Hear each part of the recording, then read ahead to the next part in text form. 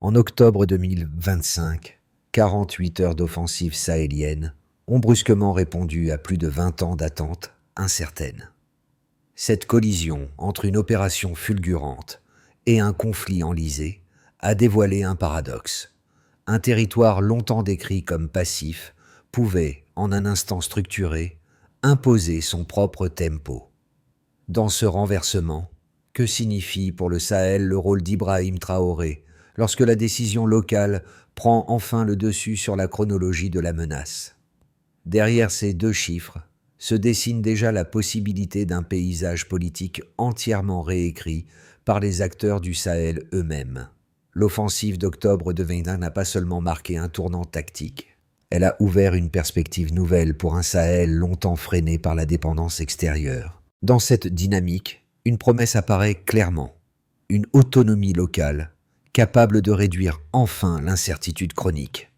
Mais cette promesse porte un risque évident, car chaque avancée repose sur un équilibre fragile entre initiative régionale et pression internationale. Équilibre qui peut se rompre dès que la cohérence interne s'affaiblit. Le basculement récent a montré qu'une région, souvent contrainte de réagir, peut se remettre à décider. Mais il a aussi révélé combien cette décision exige une discipline rigoureuse, une continuité de méthode et une vigilance constante pour éviter que les anciennes dépendances ne réapparaissent sous de nouvelles formes. Si cette trajectoire venait à se fissurer, l'élan actuel pourrait se renverser rapidement, exposant une souveraineté encore jeune aux contestations extérieures. C'est ici que se joue l'enjeu réel. Transformer une victoire immédiate en structure durable, ou laisser l'occasion se dissiper avant d'avoir consolidé ses fondations. La révélation survint presque simultanément. Un signal intercepté avant l'aube du 2 octobre 2025 et un changement subtil dans la manière dont les armées de la zone Sahel lisaient leurs propres renseignements. Ces deux éléments, anodins en apparence, mais porteurs d'une rupture, annoncèrent qu'un territoire longtemps contraint de suivre la menace venait pour la première fois d'imposer sa propre cadence décisionnelle. Autour de Ouagadougou, les indices se multipliaient, mouvements inhabituels près des frontières, dépôts de carburant surgissant comme des points chauds, messages interceptés au Mali ne correspondant à aucun schéma antérieur. Le désert demeurait immobile, mais ses interstices vibraient d'une activité nouvelle, signe qu'un territoire autrefois subi commençait à se redéfinir grâce à l'analyse locale. Dans les villages d'Arbinda, de Gao ou de Terra, l'attente, devenue pression brûlante, rappelait que 2,5 millions de déplacés n'étaient pas des abstractions, mais une urgence humaine exigeant plus que des rapports internationaux. En moins d'un an, des ingénieurs installés entre Bamako, Niamey et Burkina Faso avaient déjà conçu des réseaux chiffrés, des cartes radio et des protocoles d'alerte capables de contourner les systèmes importés. Cette infrastructure discrète devint le laboratoire d'autonomie où un centre nerveux inattendu prit forme. Dans une salle nue de Ouagadougou, un officier rassembla ses commandants autour d'une carte usée. Aucune mise en scène, seulement une méthode. Observer, partager la charge, décider ensemble. Cette sobriété, devenue logique institutionnelle, s'accordait pleinement avec la ligne défendue par Ibrahim Traoré, qui voyait dans cette discipline silencieuse la condition d'une stratégie durable. Les premiers effets furent des discrets, mais structurants. Un réseau chiffré local compléta les anciennes dépendances techniques, tandis qu'un drone assemblé dans un hangar de Niger effectuait un vol d'essai méthodique au-dessus des dunes. Dans les villages frontaliers, le changement devint perceptible. Les habitants se tournaient à nouveau vers les radios locales. Signe fragile mais décisif, qu'un récit longtemps importé commençait à retourner à ceux qui le vivaient. Au cœur de la mutation sahélienne, une figure s'imposa progressivement, celle d'un soldat burkinabé forgé par des années d'échecs collectifs, devenu l'un des repères naturels d'un système en reconstruction. Dans une salle nue de Ouagadougou, éclairée par une ampoule vacillante, il réunissait ses commandants autour d'une carte usée. Aucun discours solennel, aucune emphase. Seulement une méthode rigoureuse fondée sur l'observation partagée, la charge distribuée et la décision collective. Cette sobriété devint une matrice d'action, cohérente avec l'approche institutionnelle encouragée par Ibrahim Traoré. À Bamako, une équipe de jeunes codeurs finalisa un réseau chiffré local destiné à remplacer les systèmes importés dont dépendaient autrefois les unités du Sahel. Invisible pour le grand public, ce travail transforma la circulation du renseignement en réduisant drastiquement les angles morts qui paralysaient les opérations précédentes. À Niamey, dans un hangar improvisé, les premiers drones assemblés localement effectuèrent un vol d'essai calme et maîtrisé. Leur trajectoire méthodique démontra que l'autonomie technique n'était plus un horizon lointain, mais une capacité concrète, née d'une année d'expérimentation menée dans des conditions précaires mais persistantes. Ces avancées produisirent un effet immédiat sur le terrain. Les soldats ne suivaient plus des schémas importés, mais participaient à une stratégie dont ils comprenaient enfin la logique interne. Les villages frontaliers, eux aussi, percevaient ce changement à travers la montée en importance des radios locales. Une méthode claire peut transformer une région entière. Avant l'aube, tout bascula. Les signaux interceptés la veille confirmèrent qu'une offensive méthodique, silencieuse, et déjà en mouvement avançait vers les forces sahéliennes. Après des années d'attente contrainte, la chronologie du danger ne dictait plus celle de la décision. La logique prônée par Ibrahim Traoré, définir le champ d'action avant que l'ennemi ne le fasse, s'imposa soudain avec une netteté implacable. À 04h30, l'ordre partit, presque chuchoté. Les radios locales basculèrent en protocole commun. Les positions se synchronisèrent en quelques minutes. Les premiers drones sahéliens, assemblés dans des ateliers précaires de Mali et de Niger, s'élevèrent dans le ciel froid. Sous leurs caméras, les signatures thermiques ennemies apparurent comme des constellations dérangées, révélant une trame logistique enfin lisible. À 05h, les batteries SR5 du Burkina Faso rugirent. La première vague frappa les motos ennemies, cœur de leur mobilité. La deuxième pulvérisa les dépôts de carburant. La troisième détruisit les tentes de commandement, disloquant une coordination déjà fragile. Chaque tir suivait un protocole conçu entre Ouagadougou, Mali et Niger. Aucun ajustement étranger, aucune main interposée. À midi, la colonne principale ennemie était aveugle. Les drones maliens ajustaient les trajectoires en temps réel. Les unités nigériennes verrouillaient les points d'appui. Les soldats burkinabés avançaient à couvert des dunes, non pour exécuter un plan importé, mais pour protéger leur propre terre.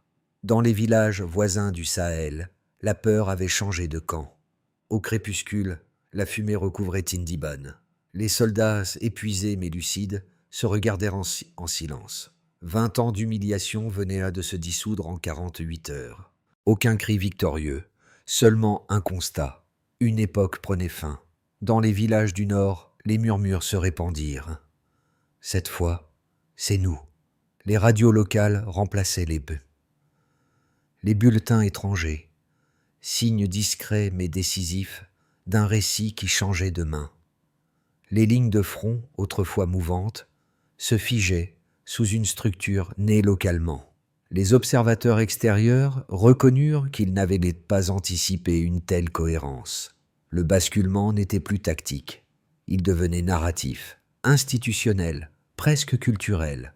À Ouagadougou, l'écran vacillant du poste de commandement confirma que plus rien ne serait comme avant.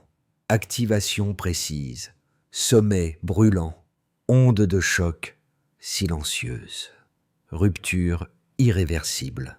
Un territoire longtemps fragmenté venait de redéfinir son propre rythme.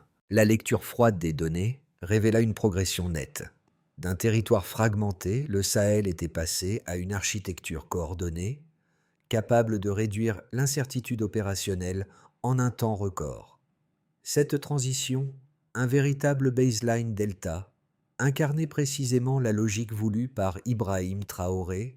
Chaque chiffre devait éclairer un déplacement réel du rapport de force, et non servir d'argument décoratif. Le premier indicateur frappa immédiatement. 120 positions ennemies neutralisées en 48 heures. Ce chiffre représentait un saut inédit, car il dépassait largement les performances observées dans les opérations précédentes. Il démontrait une discipline nouvelle. Connaître le terrain réduit radicalement l'incertitude tactique. Il montrait également que la dispersion ennemie, autrefois un avantage, devenait une faiblesse lorsque le renseignement circulait correctement entre Ouagadougou, Mali et Niger.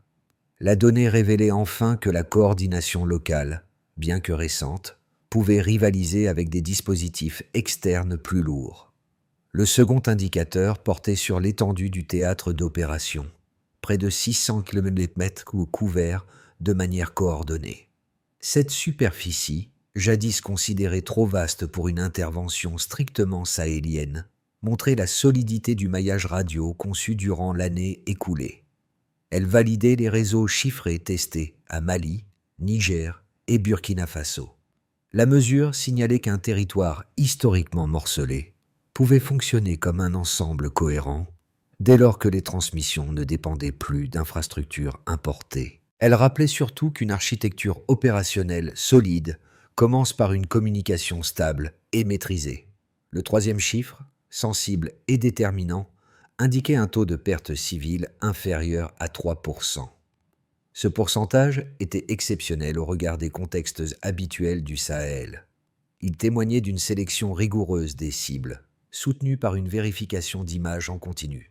Il reflétait aussi la maturité acquise par les unités partenaires, longtemps contraintes d'opérer dans des zones densément peuplées. Il soulignait enfin que protéger la population était devenu un objectif premier, et non une conséquence secondaire. Au-delà des trois mesures principales, un indicateur ultime donnait sa cohérence à l'ensemble. 72 heures avaient suffi pour passer de la détection initiale à la riposte complète. Ce délai, 4 fois plus court que les modèles importés, représentait une rupture méthodologique. Il validait un an de tests menés souvent dans des conditions précaires par des ingénieurs répartis entre Ouagadougou, Mali et Niger. Il montrait qu'un réseau chiffré local pouvait résister aux surcharges sans effondrement. Il confirmait que la dépendance structurelle cédait la place à une autonomie reproductible. Chaque nombre racontait la même histoire, une progression mesurée, non un élan improvisé, une architecture unifiée, non un assemblage fragile, un centre décisionnel régional, non une impulsion extérieure, un Sahel qui cessait d'être observé pour devenir maîtrisé. 2 critiques majeures émergèrent immédiatement après l'offensive sahélienne, chacune formulée avec une cohérence suffisamment solide pour mériter d'être examinée sans caricature. Elle s'appuyait sur des arguments structurés, élaborés depuis des années d'observation de la région Sahel, et portait moins sur l'opération elle-même que sur ce qu'elle révélait d'une souveraineté en transformation.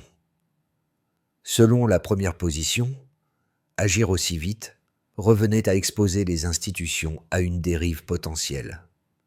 Une souveraineté militaire affirmée pouvait, selon cette lecture, fragiliser les contre-pouvoirs civils. La rapidité extrême risquait de créer un précédent difficile à encadrer, surtout dans un contexte où la stabilité restait précaire. Certains observateurs européens parlaient même d'un réflexe autoritaire. Cette inquiétude reposait sur un raisonnement sérieux. La vitesse peut dépasser la capacité d'absorption institutionnelle. Pour la seconde critique, l'offensive n'était qu'un geste populaire visant à rallier une opinion lassée des interventions étrangères. Le succès tactique immédiat aurait alors dissimulé une fragilité structurelle. Un modèle fondé sur un enthousiasme collectif, plus que sur des bases institutionnelles solides, risquait de ne pas résister au temps long. La dynamique pouvait s'effondrer face à la complexité d'un conflit régional durable. Cette lecture considérait la mobilisation émotionnelle comme un socle instable. En réponse à ces critiques, les faits observés sur le terrain apportent un éclairage plus concret. Confrontés aux faits, ces 2 critiques perdaient toutefois une partie de leur consistance. L'opération reposait sur des mois de préparation technique menée entre Ouagadougou, Mali et Niger. Aucun soutien étranger masqué ne structurait la manœuvre et aucun contrat opaque ne guidait les décisions. Les résultats: coordination continue, sélection rigoureuse des cibles, réseau radio stabilisé, prouvaient que la réussite provenait d'un système cohérent plutôt que d'un élan émotionnel. Ainsi, les critiques, une fois placées face aux données observables, révélaient leurs limites méthodologiques. Le Stillman des objections force à reconnaître leur rationalité initiale. Le terrain oblige ensuite à constater leur insuffisance. Les faits donnent une épaisseur nouvelle à l'autonomie émergente. La méthode locale démontre sa robustesse. Le débat se déplace ainsi du soupçon vers l'analyse. Au milieu de l'opération, un détail longtemps jugé secondaire devint déterminant. Les armées sahéliennes, longtemps tributaires de systèmes extérieurs, démontrèrent qu'elles pouvaient synchroniser leurs frappes et leurs mouvements en temps réel grâce aux réseaux chiffrés conçus localement. Ce n'était plus une réponse fragmentée ou hésitante, mais une manœuvre continue, presque organique, où chaque unité amplifiait l'action de l'autre. Les drones maliens guidaient les trajectoires avec une précision calme. Les unités nigériennes verrouillaient les points d'appui dans le désert Sahel. Les batteries burkinabées ajustaient leurs tirs selon des paramètres partagés. Entre Mali, Niger et Burkina Faso, le terrain, autrefois perçu comme un handicap logistique, devenait le lieu même où cette cohésion nouvelle se déployait. C'est à cet instant qu'Ibrahim Traoré comprit que la bataille avait déjà changé de nature. Le Sahel ne subissait plus, il menait. La révélation du midpoint s'imposa alors avec une évidence inattendue. L'autonomie n'était plus une ambition future, mais une réalité opérationnelle en cours de démonstration. Les retombées de l'offensive sahélienne apparurent rapidement, non comme un simple prolongement militaire, mais comme une recomposition structurelle touchant l'État, l'économie, les populations et l'équilibre régional. Sous l'impulsion d'Ibrahim Traoré, ces transformations gagnèrent une profondeur inattendue, révélant la portée réelle du basculement d'octobre dans la zone Sahel. Au Burkina Faso, la première transformation fut institutionnelle. L'appareil administratif, longtemps ralenti par la fragmentation sécuritaire, se remit à fonctionner avec une cohérence nouvelle. Les relations diplomatiques, autrefois marquées par la dépendance structurelle, furent renégociées sur une base plus assertive, centrée sur la souveraineté opérationnelle retrouvée. La stratégie militaire cohérente inspira une stabilité politique, donnant au pays la capacité de dialoguer d'égal à égal avec ses interlocuteurs régionaux et internationaux. Sur le plan économique, l'effet fut paradoxal. Les investisseurs, d'abord prudents, observèrent une stabilisation inattendue liée à la réduction des incertitudes sécuritaires. Les réformes coordonnées depuis Ouagadougou créèrent un environnement plus prévisible, ce qui encouragea progressivement le retour de certains capitaux. Autour de Mali, de Niger et du Burkina Faso, des start-up locales émergèrent dans la cybersécurité, la logistique et les systèmes de communication inspirés du modèle AES. Cette dynamique montrait qu'une autonomie stratégique bien structurée pouvait devenir un moteur économique durable. Pour les populations, l'impact fut immédiat et profondément humain. Dans les villages du Nord, où régnait l'exil forcé et l'anxiété chronique, un sentiment de dignité retrouvée se propagea. Les déplacés commencèrent à revenir, encouragés par la baisse tangible des attaques et par la réappropriation du récit local. Les écoles improvisèrent des cours autour de la doctrine intelligence, mobilité, unité, signe que les habitants ne se contentaient plus d'observer les événements. Ils redevenaient acteurs de leur propre histoire. Les marchés reprirent de vie, les radios locales supplantèrent les bulletins étrangers, et les routes s'animèrent à nouveau. Au niveau régional, l'alliance Mali-Niger-Burkina Faso gagna en profondeur. Une structure de sécurité intégrée, centrée non plus sur des capitales étrangères mais sur des décisions prises depuis Niamey, émergea pour harmoniser doctrine et vigilance commune. Ce déplacement symbolique du centre décisionnel représentait une rupture historique. Les priorités africaines étaient désormais définies en Afrique. D'autres pays observaient donc discrètement cette trajectoire, voyant dans l'expérience sahélienne la preuve qu'une autonomie opérationnelle pouvait naître sans dépendance extérieure. À travers ces 4 sphères, une certitude se dessina, les retombées dépassaient la victoire militaire. Elle redessinait un territoire entier et confirmait que la marque d'Ibrahim Traoré s'inscrivait dans la continuité, non dans l'exceptionnel. À l'issue de la victoire de Tindiban, 3 trajectoires possibles commencèrent à se dégager pour les mois suivants. Elles reflétaient autant d'espoir que de fragilité, car l'équilibre sécuritaire du Sahel restait mobile. Le rôle d'Ibrahim Traoré, souvent discret mais structurant, demeurait central dans la manière dont ces scénarios pouvaient évoluer. Dans la trajectoire la plus réaliste, l'unité opérationnelle, construite durant l'année écoulée, se maintiendrait. Les réseaux chiffrés continueraient de fonctionner et la coordination militaire resterait stable entre les pôles de Ouagadougou, de Bamako District et de Niamey Région. Les progrès seraient mesurés mais concrets. Reprise progressive des échanges, consolidation institutionnelle, amélioration régulière mais prudente de la sécurité dans les axes libérés. Le risque principal serait l'usure, car maintenir la cohérence exige une vigilance quotidienne. Dans la voie la plus positive, l'exemple sahélien pourrait inspirer d'autres États voisins.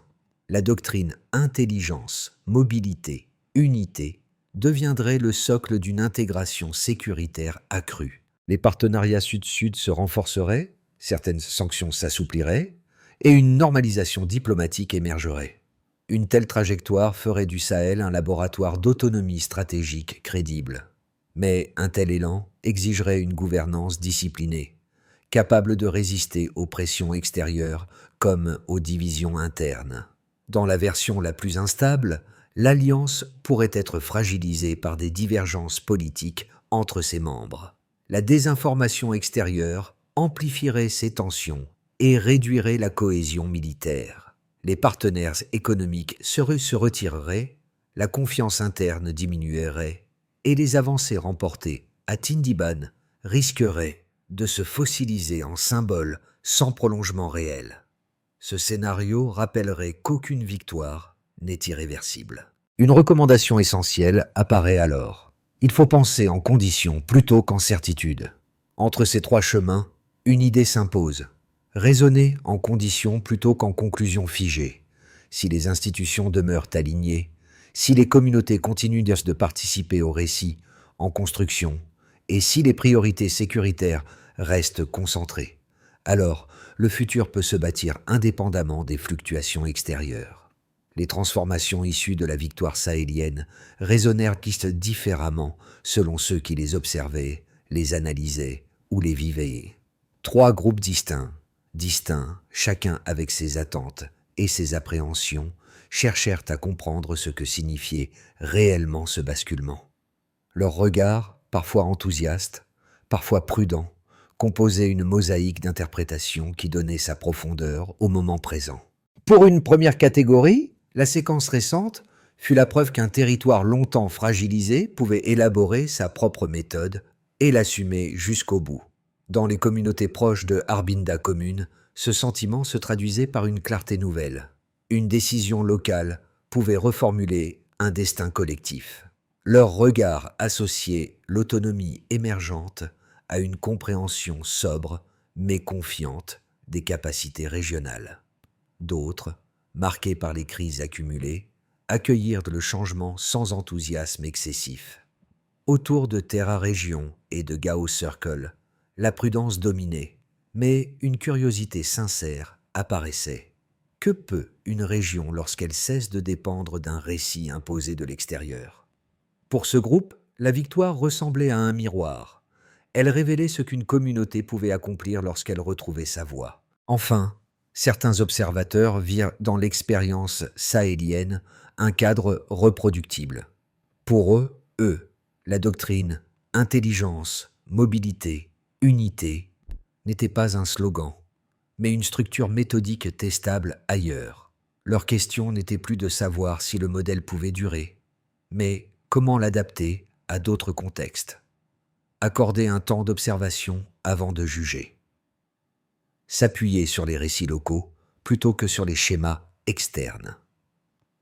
Transformer une victoire ponctuelle en architecture durable exige une méthode claire, séquencée et mesurable. Sous l'impulsion d'Ibrahim Traoré, cette logique prit la forme d'un ensemble d'étapes destinées à éviter la dispersion qui avait affaibli la région durant 2 décennies. Chacune devait préciser qui agit, à quel moment, avec quel objectif et selon quel indicateur. Les états-majors conjoints doivent aligner procédures, vocabulaire et protocoles. L'objectif est de stabiliser le temps de réaction entre Nord-Région, la zone frontalière et les unités mobiles. La mesure principale repose sur la continuité des communications sans rupture. Les administrations locales et les ingénieurs civils doivent réhabiliter les zones autrefois disputées. La transformation vise à en faire des couloirs agricoles et logistiques. Les indicateurs s'appuient sur la ponte, sur la reprise des échanges et la réapparition des activités de base autour de Tillabéri province. Les équipes réparties entre les centres opérationnels doivent renforcer le réseau chiffré régional. Le but est d'améliorer la résilience et de réduire les interruptions critiques. La mesure se fait par la stabilité du trafic, particulièrement dans la zone de Ségou Area. Les programmes d'échange culturels doivent réduire les tensions intercommunautaires. La participation locale et la baisse des incidents dans les zones frontalières servent de repères. Les 3 gouvernements sahéliens doivent harmoniser diplomatie, infrastructure et gestion de crise. La mesure repose sur la continuité des politiques appliquées sans rupture. Lorsque le vent retomba sur les hauteurs de Yatenga Highlands, le paysage rappela étrangement celui de la salle nue, évoqué au début. Mêmes éclairages obliques, mêmes silences, mêmes gestes mesurés autour d'une carte usée. Cette résonance n'était pas un hasard. Elle traduisait la continuité d'une méthode née loin des projecteurs, façonnée dans l'attention patiente que les soldats avaient été portés à chaque détail. Dans ces dunes où passaient autrefois les colonnes ennemies, des herbes recommençaient à pousser. Ces traces s'effaçaient, mais l'élan qui les avait fait naître demeurait. Ibrahim Traoré observait ce retour du vivant avec la même sobriété que celle qui avait guidé les premières réunions. Réunion. La victoire n'était pas un sommet, mais un passage vers une responsabilité partagée. Autour de la zone de l'Iptako Area, les villages rallumaient des tambas et des tambours discrets. Ils ne célébraient pas un triomphe, mais la possibilité d'un rythme retrouvé.